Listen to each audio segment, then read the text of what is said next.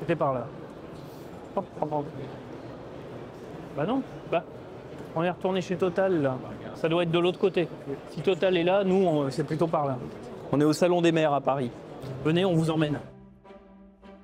Salut les amoureux, les amoureuses de l'énergie sous toutes ses formes. La vidéo que vous allez découvrir juste après, c'était une espèce de carte postale qu'on avait envie de faire. On s'est retrouvé un petit peu par hasard à aller au Salon des maires et des collectivités locales à Paris au mois de novembre 2023. Et ben, il s'est passé ce qui se passe souvent quand je débarque dans un endroit comme ça. J'essaye d'avoir un regard un peu naïf, de visiter en écarquillant les yeux et en racontant ce qui m'interpelle. Vous verrez que souvent on rencontre des copains, donc on a eu à cœur également de vous présenter des gens qu'on trouve intéressants. Voilà, tout ce que je raconte là-dedans est évidemment extrêmement partial, ça n'engage personne d'autre que moi-même sur les opinions qui sont éventuellement données.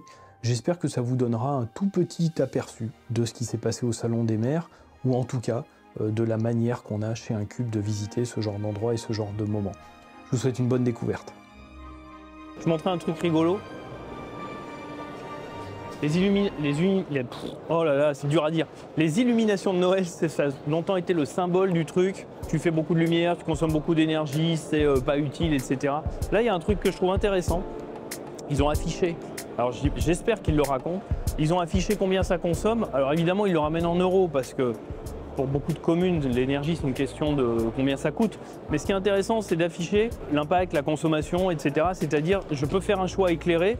7 kWh, c'est que dalle, c'est rien du tout. Et donc, je peux me dire, eh bien, est-ce que le service apporté par ce très beau Ren guitariste illuminé vaut les 7 kWh ou les 2 euros que je vais mettre, qui est vraiment, c'est une consommation relativement anecdotique. Je trouve que ça permet de remettre en balance le côté, ce que ça coûte avec ce que ça apporte. Parce que globalement, c'est pas juste fait pour faire rien. Normalement, une illumination, décidément, un éclairage de Noël, c'est fait pour mettre la joie dans les cœurs et apporter Noël dans tous les foyers. Voilà. Et donc je trouve ça plutôt intelligent, d'autant plus quand ça consomme vraiment pas grand-chose en fait. Si on compare ça avec les consommations d'une commune, c'est vraiment là complètement anecdotique. Alors je vais les citer quand même. Il s'appelle Blacher Illumination. Voilà. Ils nous ont autorisé à faire cette vidéo et je trouve ça plutôt chouette. Après, on peut toujours discuter de l'esthétique, évidemment, mais c'est un autre sujet. Tu as dit prendre une décision éclairée. Le jeu de mots, j'ai compris. Ah, vous êtes là. Je bloquais sur le truc, on va le regarder après. On est dans la zone d'éclairage et je suis frappé d'un truc sur les slogans qu'il y a. Là, par exemple, là, il y a Roll. C'est un fabricant d'éclairage, et leur argumentaire, c'est la lumière bienveillante. Ce n'est pas du tout un registre sur l'énergie, les économies d'énergie, on voit bien, etc. Et là, du coup, je bloquais sur celui-là parce que c'est marrant comme il l'argumente. Donc ces gens, visiblement, font de l'éclairage LED. Alors, éclairons mieux, consommons moins. Là, on est effectivement dans le domaine de la sobriété. Mais regarde ce qui est chouette. Enfin, ce qui est chouette, on peut toujours discuter sur les trucs. Mais l'argumentaire qui est déroulé, c'est dans les différents lieux,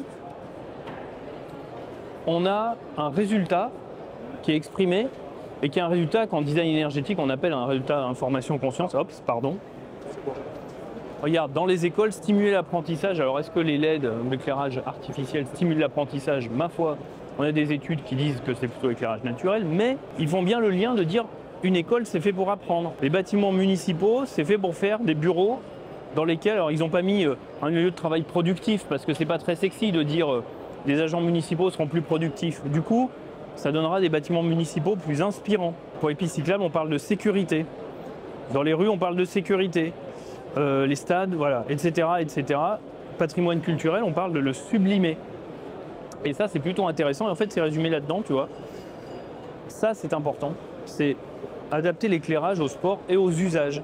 Donc cette notion d'usage, on la voit bien. Je me demande d'ailleurs, on se demandait, moi j'ai l'impression que c'est la zone éclairage, mais je me demande si c'était pas affiché sobriété énergétique, ce qui serait quand même un sacré raccourci, mais ça on va voir, on va aller vérifier.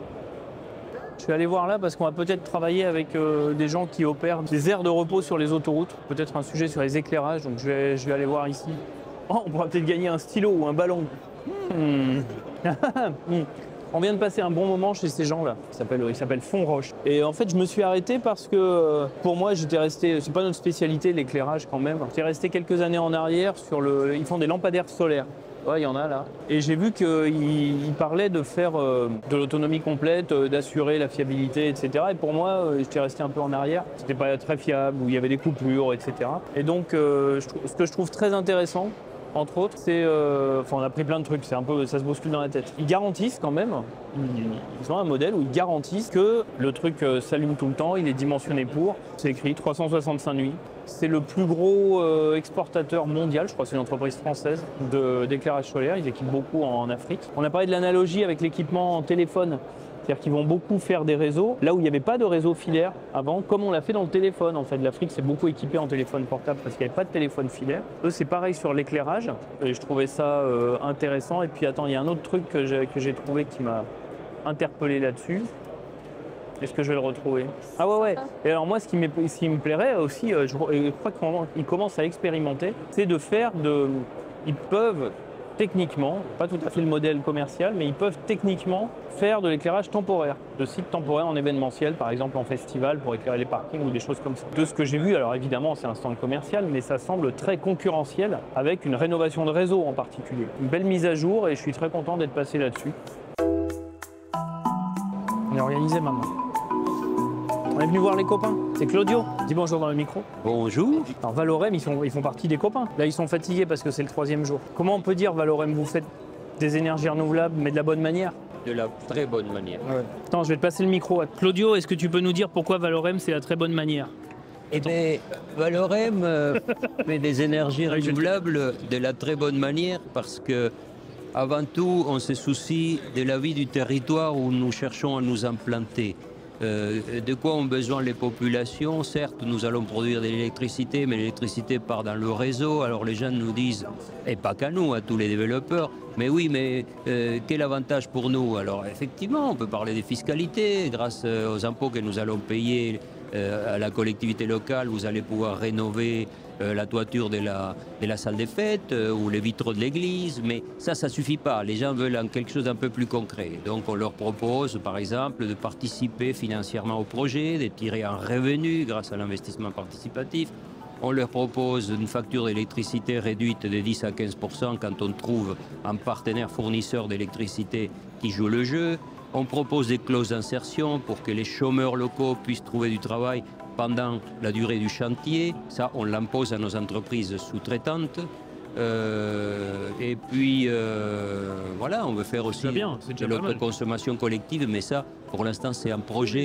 Et il ne faut pas trop en parler pour l'instant. On n'en parlera pas sur les réseaux sociaux. Et vous n'êtes pas des petits joueurs, parce que vous en faites quelques-uns quand même, des parcs et des projets. Ah, nous avons pas loin d'un gigawatt en puissance. Ça fait beaucoup de moulins à vent.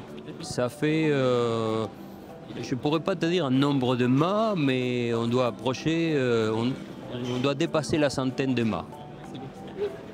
Dans l'Hexagone et un gros projet en Finlande. 300 MW. Un seul parc éolien de 300 MW. En France, on n'a pas ça. Avec les mêmes principes. C'est au bout du monde. Hein. Il a même fallu construire la ligne de haute tension pour évacuer l'électricité parce qu'il n'y avait rien. C'est au milieu des ours, des serpents. Les serpents d'Islande. De Finlande. De Finlande. Les serpents en Finlande. Il paraît. Les ingénieurs projets qui sont sur le chantier nous disent que c'est les loups, les ours, les serpents. Ah bon, c'est des forêts primaires de bouleau, tu sais, à perte de vue. Sympa. Il doit s'amuser. Heureusement que tu fais des stages de survie. Là, je pourrais me baigner en Finlande, par exemple, parce que j'ai fait le stage avec toi. Ah, formidable. Et sinon, un petit mot sur le voisinage que vous avez dans ce formidable salon des mers. On a EDF d'un côté, Total Énergie de l'autre, GRDF également, GRT Gaz, il y a Gaz des Bordeaux par là. Non, là, on a des voisins immédiats qui sont respectables. Ça c'est des copains aussi, on va aller voir. Ils ont un logo de la même couleur. On va aller leur faire une bise aussi parce qu'on les aime bien. Eh ben, tu vas voir. Eux sont là, on a des voisins respectables. Alors, t'as pas dit ça pour Total, un peu moins. Parce que Total a déclaré via son PDG qu'ils veulent augmenter la production d'hydrocarbures de 2 à 3% tous les ans. Ah oui. Ce qui vient d'ailleurs d'être dénoncé par notre ministre. APR. À pair, on dit. Hein. Et ça, on n'aime pas trop. Chez Valorem, on n'aime pas trop parce qu'ils n'ont pas compris que s'ils n'échangent pas de direction de développement, ce sont des entreprises condamnées. Bon. On va aller les voir un peu. On va aller voir de quoi ils retournent. On va aller leur donner nos déchets à recycler. Oui, c'est très bien. Voilà, c'est très bien. Merci Claudio. Bon, je vous en prie et bon salon. Salut. C'est aussi Valorem, c'est aussi les copains de Valorem. Ah, ils ont gagné à Nancy quand même. T'as fait Watt Solidaire. Ouais. Voilà. Vas-y, t'as une minute. J'ai une minute pour pitcher Watt Solidaire. Ouais, vas-y. Ouais, très rapidement. Chez Valorem, ils font Watt Solidaire. Chez Valorem, on a un fonds de dotation qui aide les ménages modestes et très modestes à financer leur reste à charge via en fait l'installation de panneaux photovoltaïques qui permet en fait de leur délivrer un loyer en une fois, permettant de financer le reste à charge. Et c'est un projet qui n'a pas de but lucratif, c'est 100% solidaire. Regarde, je traduis. Ils mettent des panneaux solaires sur le toit et au lieu d'attendre les 20 ans d'avoir le loyer pendant 20 ans, vous leur donnez tout de suite le loyer estimé. Tout à fait. Comme ça, tu as un chèque et le reste à charge, c'est ce qui te reste à payer quand tu veux faire des travaux chez toi. Voilà. Et donc avec ton chèque que lui il donne, eh ben, tu n'as plus rien à payer pour faire tes travaux ou presque. Ou presque, parce qu'en fait, si le reste à charge n'est pas payé, il n'y a rien qui se fait. Et donc les ménages très modestes, c'est souvent très compliqué Ils font pour pas eux. leur truc. Voilà. Ils sont cool, ils sont vraiment chouettes. À bientôt. Merci. Salut. C'est cool. Bah à la prochaine, ouais. Dommage, t'es Total Énergie du coup. C'est clair. Que pour la neutralité carbone. Oui, moi aussi je suis pour. Moi aussi, je suis Bah, je suis plutôt pour. On est tous pour. Ouais, on est tous pour. Ouais, je crois qu'on en a tous rêvé en fait. Et donc le stand de nos collègues énergéticiens hein, donc, qui exposent donc une voiture. Ouais, une voiture de sport. Il y en a sûrement qui ont exposé des vélos quelque part, mais donc là il y a une voiture. Il doit y avoir écrit quelque part. D'ailleurs on voit, hein, il y a beaucoup sur les logos. Il y a très peu de pétrole, on voit que le pétrole et le gaz est très au fond là-bas. Voilà. On se fait une compagnie multi-énergie. Ah, bah si, ils sont les jolis petits barils là-bas. C'est joli. Le petit stand là-bas. Ouais, c'est très joli. Bon, on va pas trop rester parce que... Ce qu'on voit quand même là, c'est une toute petite partie du salon. Il y en a un paquet des services énergétiques en fait dans les collectivités. Mais je suis quand même content de voir celui-là. Souvent on ne le considère pas vraiment comme un service énergétique. Il n'empêche que aujourd'hui, à ma connaissance, c'est principalement du gaz qui est utilisé. C'est des grosses quantités de gaz pour faire donc de la crémation dans le processus mortuaire. Et voilà, on n'a pas trop le temps de s'y arrêter. Sinon, j'irai poser des questions là-dessus. Mais je trouve ça intéressant et plutôt cohérent qu'on inclut également dans le sujet ce genre de services qui sont également des services pour les collectivités.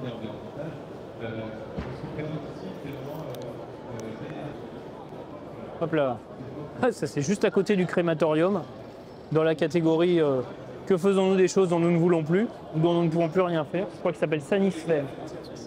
Dont le slogan est rigolo, il est au service du soulagement public. Ouais, donc là, ils ont un modèle de toilette publique à lombricompostage.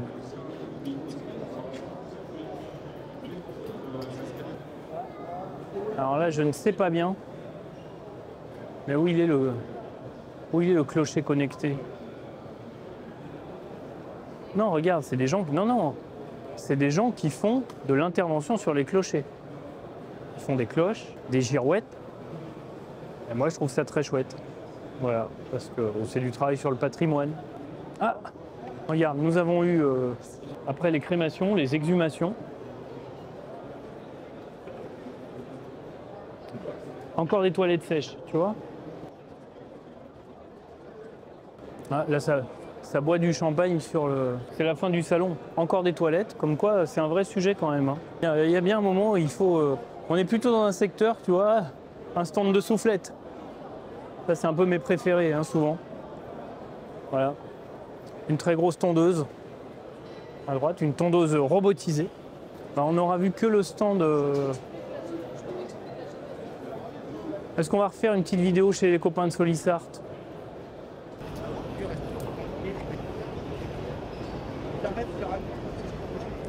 C'est le même lapin que chez nous.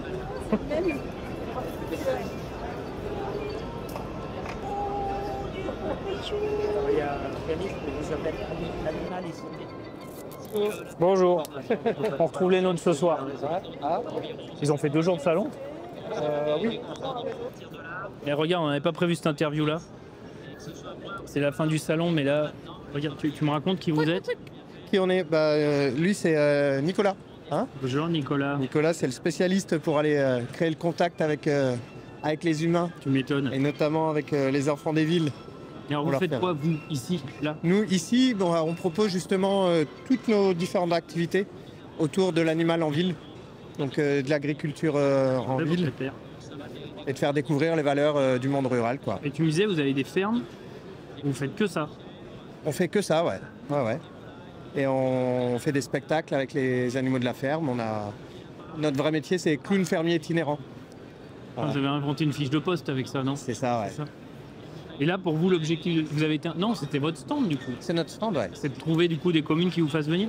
Alors C'est c'est redonner, refaire voir aux communes qui nous connaissent déjà en Ile-de-France qu'on existe. Ouais. Puis on a développé aussi d'autres spectacles, l'éco-pâturage. Et voilà, c'est pouvoir faire voir un peu toutes les offres qu'on peut faire. Et vous êtes combien? Eh ben, on est une quarantaine. Ça fait 30 ans que ça fonctionne. Il y a plus de clowns fermiers, non, t'as dit un 3e mot, clown fermier Itinérant. itinérant que de designers énergétiques. Eh oui. Mais bon, ils ont commencé il y a 30 ans. Ouais. Super. Bah, c'est ça. C'est bien, hein, rentrer chez vous. Nous aussi, on va retrouver nos lapins. Eh ben, hein, tu leur diras bonjour. Ça marche? C'est un très bon acteur. Merci.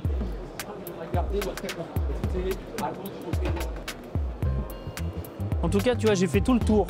Il y avait écrit sobriété énergétique. J'ai beau chercher, j'ai rien trouvé. Pour moi, c'est un vieux rêve, tu vois. Il y a 10 ans, dans un bouquin, j'avais écrit que un jour, on essaierait de faire un salon de la sobriété énergétique et que ce serait très compliqué. Et là, j'ai un peu rêvé, tu vois. J'ai vu à l'entrée, bienvenue au salon, vous allez dans le carré sobriété énergétique. Et là, je crois qu'on y est.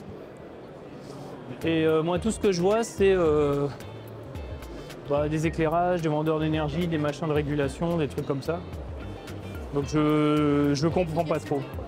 Pas mal d'efficacité, des outils de sobriété, mais non, c'est vrai qu'on a un président qui dit que la sobriété, c'est juste de l'efficacité. Donc évidemment, ça n'aide pas à faire des panneaux indicateurs cohérents. Bon, enfin, j'ai eu mon petit moment de rêve. Bon, on va voir les copains.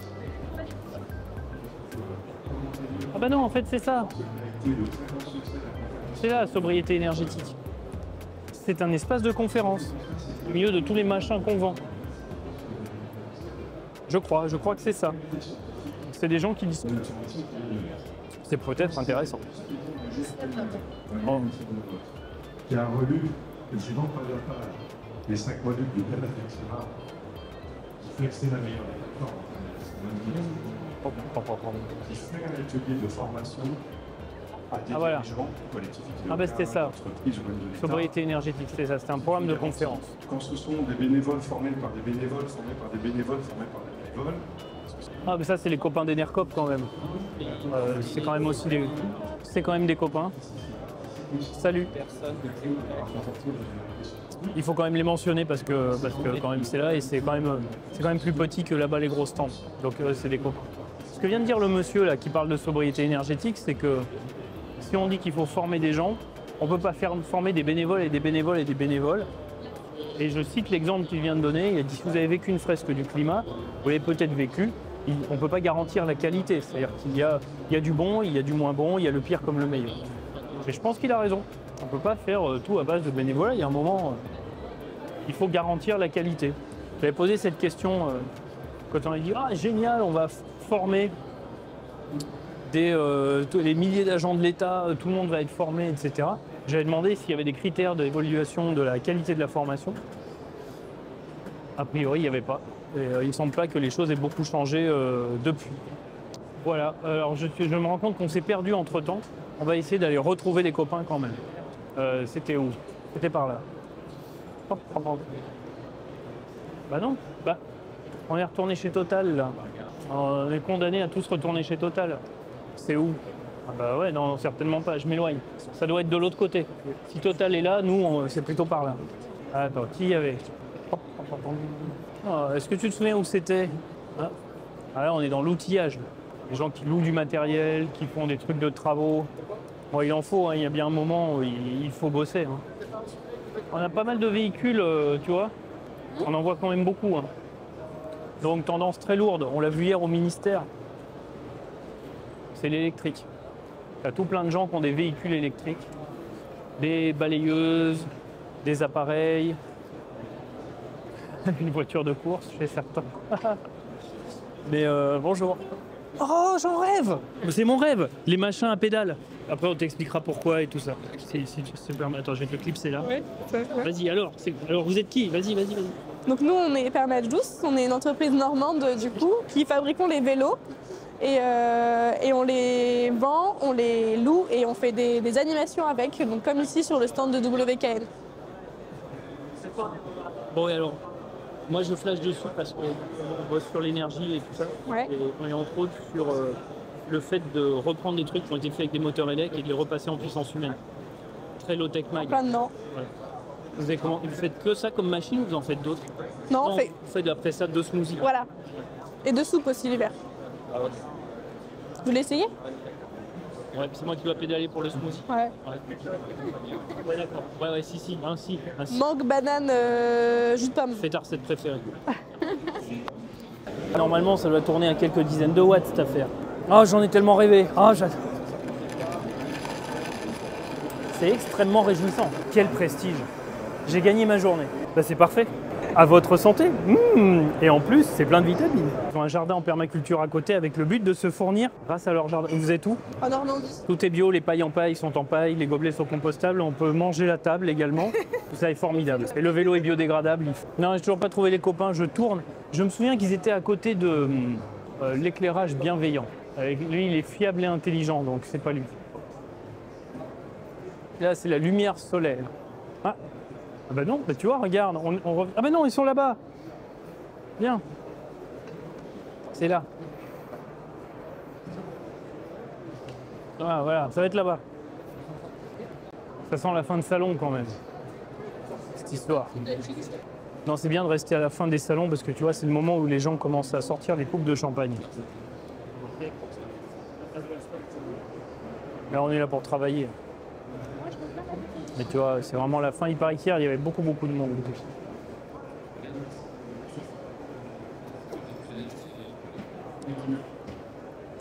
En fait, tu nous feras un bout d'interview.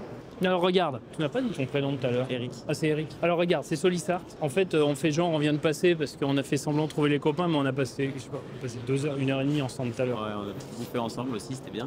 On se connaît avec Olivier, il est là.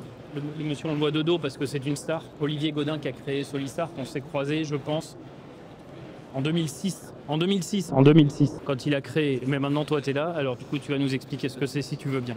Alors dans les très grandes lignes, Solistart, on utilise des capteurs solaires, mais pas pour faire de l'électricité, pour faire de la chaleur. Cette chaleur, on va l'utiliser pour faire de l'eau chaude et du chauffage sur radiateur ou plancher chauffant. Et donc on vient sur une installation existante, une chaufferie avec une chaudière, et on va diviser par 2 la consommation de cette chaudière. C'est ça dans les grandes lignes ce qu'on sait faire à Solistart. Pour des maisons particulières comme pour des bâtiments collectifs, c'est pour ça qu'aujourd'hui on est au Salon des Maires, c'est parce qu'on a des collectivités qui cherchent à payer leurs charges ou à chauffer leurs occupants. C'est ça qu'on fait. Et alors, tu vois, il est modeste parce qu'il dit oui, on met juste des panneaux solaires et tout ça, on divise par 2. En fait, je vais dire d'où ça vient. Le truc qu'ils ont, là où ils sont très forts, et même je pense les meilleurs, c'est qu'ils sont hyper forts en régulation. Donc ils ont un talent particulier dans l'agencement des systèmes et des ballons et des trucs pour juste mieux, vous utilisez mieux la chaleur en fait. On optimise tout au long de l'année le rendement du capteur, c'est-à-dire que le capteur il est installé sur le toit. En hiver, on veut le rendement maximal pour avoir la production de chaleur maximale. Donc là, on va le faire fonctionner à une température assez raisonnable, c'est-à-dire que le capteur, plus il monte en température et plus on dégrade son rendement. Donc on va avoir un point de pilotage du capteur sur son rendement. Et à l'inverse, en été, on a un excédent d'énergie, de chaleur. Donc là, on va dégrader volontairement le rendement du capteur et ça, effectivement, c'est la régulation qui s'en occupe pour que l'usager n'ait entre guillemets rien à faire et que ce soit une solution simple à piloter. Et globalement, c'est-à-dire que par rapport à un système classique, vous avez des rendements qui sont toujours supérieurs. Au global, les économies que vous faites Ça vient et de la productivité sont supérieures. C'est ça, on va faire à peu près 60% de productivité supplémentaire par rapport à un chauffage solaire classique qui travaillerait en hydroaccumulation. Et ça, c'est une technologie Solisart qui est du solaire direct. On sort du capteur et on va directement aux émetteurs, c'est-à-dire aux radiateurs ou aux planchers chauffants. On n'a aucune perte et on peut travailler à gros débit sur les capteurs, donc maximiser leur production sur toute la période de l'année. Voilà, et alors moi j'adore, on en a prescrit des fois, enfin prescrit ou conseillé. Souvent on oriente vers chez vous quand même, en particulier quand il y a des besoins importants et qu'on a du mal à casser les consommations pour X ou X raisons, on ne peut pas toucher au bâtiment, on sait qu'on va devoir continuer à apporter beaucoup de chaleur parce que donc c'est la chaleur sur laquelle ils travaillent. Et à ce moment-là, moi c'est une des meilleures solutions que je connaisse. Et vous êtes partout en France? Et on est partout en France et en Belgique. Et même en Belgique. Merci. Merci à toi Pascal. Ouais, tu vois, il y a quand même un truc qu'on n'aurait peut-être pas vu avant. Là, on est au milieu du stand des éclairages. Pour le coup, il n'y a vraiment que du LED.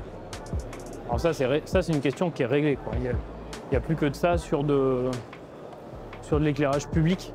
Il n'y a plus que du LED partout. Encore on voit là-bas des lampadaires autonomes. Voilà.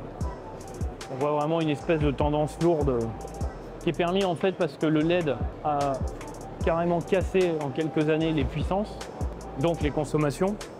Et donc, c'est normal que ça devienne plus facile de faire de l'autonomie, d'autant que j'imagine, puisqu'il y a une tendance générale à l'électrification, les batteries, enfin toutes les technos qui sont associées, se sont améliorées.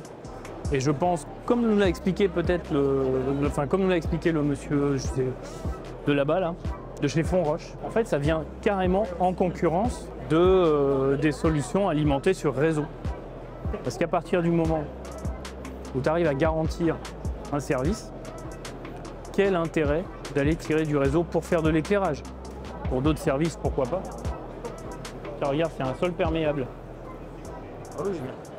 Voilà, ça c'est quand même une grosse bascule, parce que ça veut dire que, j'imagine, on aborde différemment la question de la nécessité de tirer des réseaux électriques pour l'éclairage public. Il n'y a pas du champagne partout.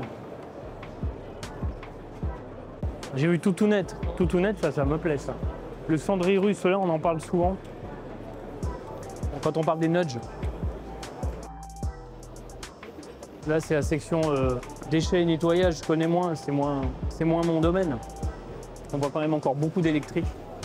Et je sais que, par exemple, cette marque-là, la Gluton, je l'ai beaucoup vue ces derniers temps. En fait, ce qui est marrant, c'est de voir la quantité de trucs, d'équipements, d'appareils, d'idées qui font les choses qui s'assemblent dans notre quotidien en fait. Et quand tu te dis que chacun, ça veut dire que quelqu'un s'est penché sur un des problèmes de la vie quotidienne, un des services énergétiques, c'est quand même fou ce truc. Bon allez, on bouge. On est plutôt bureau d'études nous, et on travaille dans l'énergie, donc plutôt pas dans l'aménagement urbain, okay. Mais on travaille beaucoup sur les comportements et comment orienter les comportements des gens. Et ça, je l'ai vu, ça fait peu de temps que ça existe ça. Alors moi, je suis à la société depuis 6 ans. Ouais. Et ça, on faisait des... Ah ouais. Et je l'ai vu pour la première fois, ouais, il y a moins d'1 an. Et c'est top, non? Vous en vendez partout de ça? On en a mis pas mal. C'est ce qui intéresse le plus sur ce salon. Ouais, c'est vrai. Ouais. Parce que sur d'autres salons, c'est d'autres choses? J'ai pas eu de retour cette année, mais je sais que l'année dernière, c'est cette borne-là qui a intéressé tout le monde. Ah ouais. Et vous savez, c'est quoi l'argument, les élus en particulier, quand ils flashent là-dessus? En fait, ils ont... déjà, c'est pour limiter le stationnement des voitures. Ouais. Ils ont la possibilité de recevoir des alarmes si la voiture a dépassé. Ouais. Parce que dedans, on peut équiper un boîtier GSM qui va recevoir une info de la carte, ouais. La carte compteur qui est à 59, ouais. Et qui va envoyer un message, temps de stationnement dépassé. Ah ouais, donc en fait, là, ouais. Pour verbaliser, tu arrives juste au bon moment, quoi. Regarde, l'IGN, donc Institut géographique national. T'as vu le slogan? C'est cartographe de l'Anthropocène. On n'a pas vu beaucoup ce mot-là. Ah, là-bas, il y a le CEREMA, là-bas.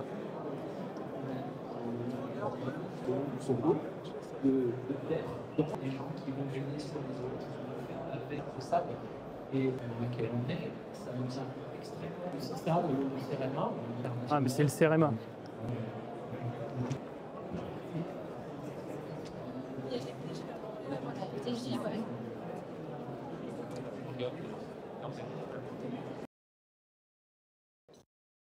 Là, le CEREMA, pour le coup, c'est une structure, on n'a pas beaucoup travaillé ensemble, on s'est croisés régulièrement. Mais je considère qu'en documentation, en études approfondies sur le patrimoine, on les a pas mal vus. C'est vraiment une structure précieuse qui a beaucoup d'expertise, beaucoup de trucs très chouettes. J'avais même pas imaginé qu'il serait là, mais bon, j'avais pas prévu beaucoup de choses. Ah, la SNCF.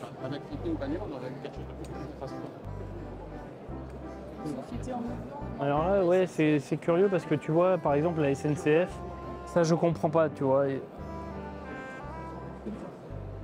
là, génial, on nous parle d'un train à hydrogène.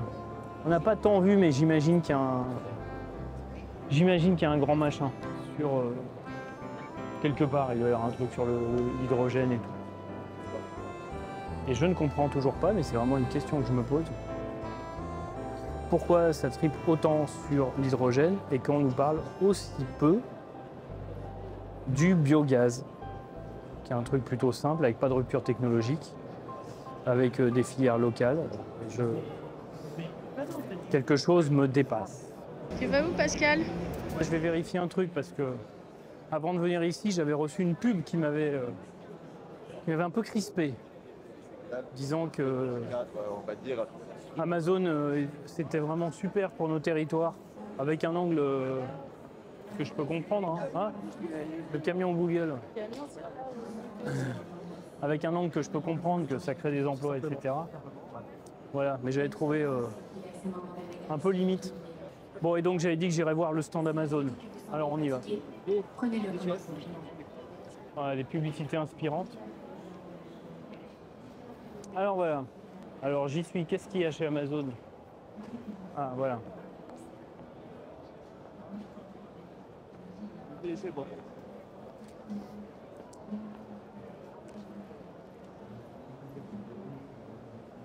Écoute, je vois rien qui me fait dire le contraire de ce que j'ai pensé. Que je joue du pipeau comme ça.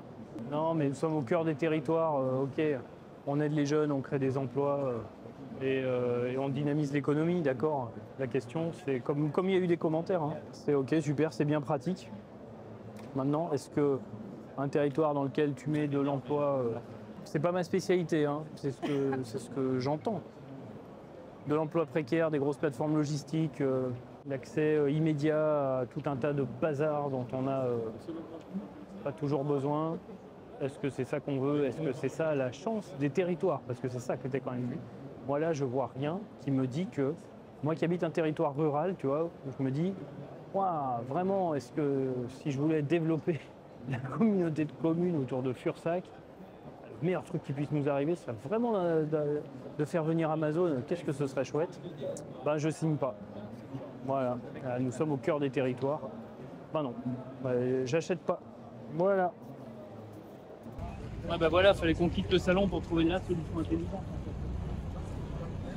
Salut monsieur.